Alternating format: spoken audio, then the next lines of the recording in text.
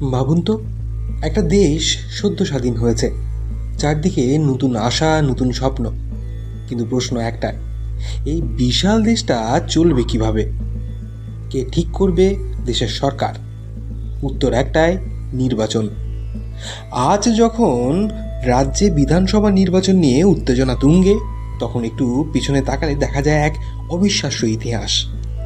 কারণ ভারতে প্রথম সাধারণ নির্বাচন হয়েছিল 1951-52 সালে, যা শুধু ভারতের নয়, গোটা বিশ্বের কাছেই ছিল এক বিরাট পরীক্ষা।